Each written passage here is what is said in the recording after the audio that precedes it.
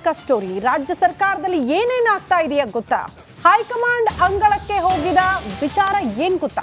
ರಿಪಬ್ಲಿಕನದಲ್ಲಿ ಮಹಾ ಎಕ್ಸ್ಕ್ಲೂಸಿವ್ ಸುದ್ದಿ.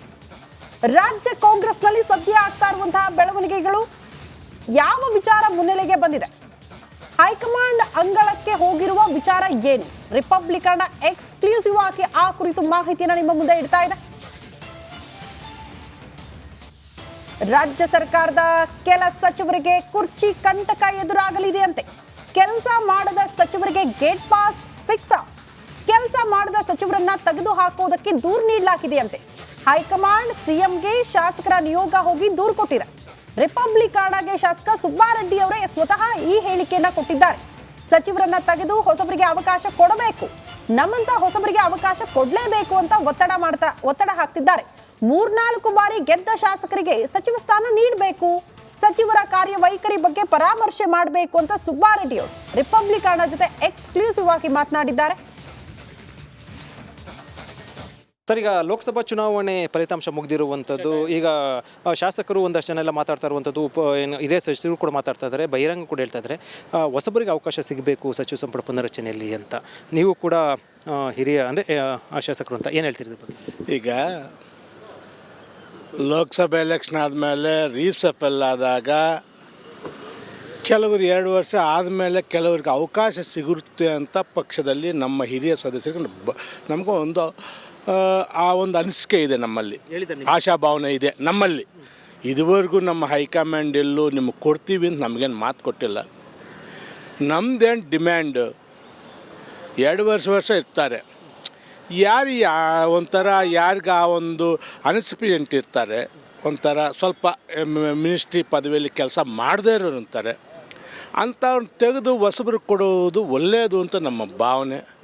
ಹಾಗೆ ಮಾಡಿದಾಗ ನಮ್ಮ ಸರ್ಕಾರಕ್ಕೆ ಒಳ್ಳೆಯ ಹೆಸರು ಬರುತ್ತೆ. ಖಂಡಿತವಾಗ್ಲೂ ಆ ರೀಸೆಪಲ್ಲಲ್ಲಿ ನನಗೂ ಅವಕಾಶ ಸಿಗ್ಬೋದು ಅಂತ ಭಾವನೆಯಲ್ಲಿ ನಾನು ಇದ್ದೀನಪ್ಪ. ಸರ್, ಈಗ ಮುಂದೆ ಜಿಲ್ಲಾ ತಾಲೂಕು ಪಂಚಾಯತಿ ಚುನಾವಣೆ ಬರ್ತಾ ಇರುವಂಥದ್ದು.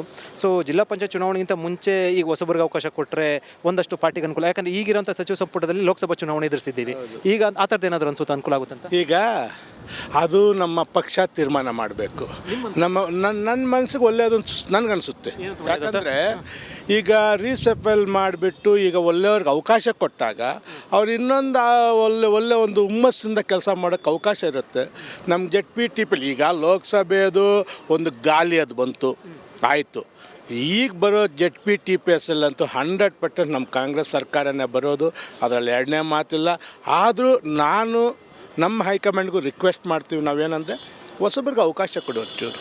ನಾವು 3 ಸಲ ಆಗಿದ್ದೀವಿ, 3 ಸಲ 4 ಸಲ ಆಗಿದ್ದೀವಿ. ನಮಗಂತ ಹಿರಿತನ ಇರುತ್ತೆ, ನಮಗೂ ಇಲ್ಲಿ ಅಸೆಂಬ್ಲಿಯಲ್ಲಿರ್ಬೋದು, ನಮ್ಮ ಈ ಒಂದು ಇದರಲ್ಲಿ ಕೆಲಸ ಮಾಡೋಂಥ ಅವಕಾಶ ಇರುತ್ತೆ.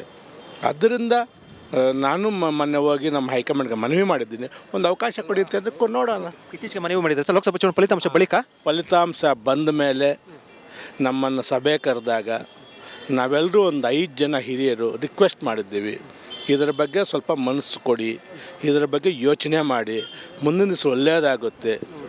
ಯಾರೀಗ ಮಂತ್ರಿಗಿರಿಯಲ್ಲಿ ಸರಿಯಾಗಿ ಕೆಲಸ ಮಾಡ್ತಾಯಿಲ್ಲ ಅಂಥವ್ರು ತೆಗೆದುಹಾಕಿ ಹೊಸಬ್ರು ಕೊಟ್ಟರೆ ಒಳ್ಳೆಯದು ಅಂತ ಭಾವನೆ ನಾವು ವ್ಯಕ್ತಪಡಿಸಿದ್ದೇವೆ. ಇದು ಸುಬ್ಬಾರೆಡ್ಡಿ ಹೇಳಿಕೆ. ಅವ್ರು ಹೇಳ್ತಾ ಇರುವಂಥದ್ದು ಲೋಕಸಭಾ ಚುನಾವಣೆ ಆಯಿತು, ಈಗ ಜಿಲ್ಲಾ ತಾಲೂಕು ಪಂಚಾಯತ್ ಚುನಾವಣೆ ಹಿನ್ನೆಲೆಯಲ್ಲಿ ಪಕ್ಷದ ಹಿತದೃಷ್ಟಿಯಿಂದ ಏನು ಸಚಿವ ಸಂಪುಟ ಪುನರಚನೆ ಮಾಡಿ ಅಂತ ಹೇಳಿರುವಂಥದ್ದು. ಕ್ಯಾಮ್ರಾ ಪರ್ಸನ್ ಮಂಜುನಾಥ್ ಜೊತೆ ವಿಜಯ ಜನ, ರಿಪಬ್ಲಿಕ್ ಟಿವಿ, ಬೆಂಗಳೂರು.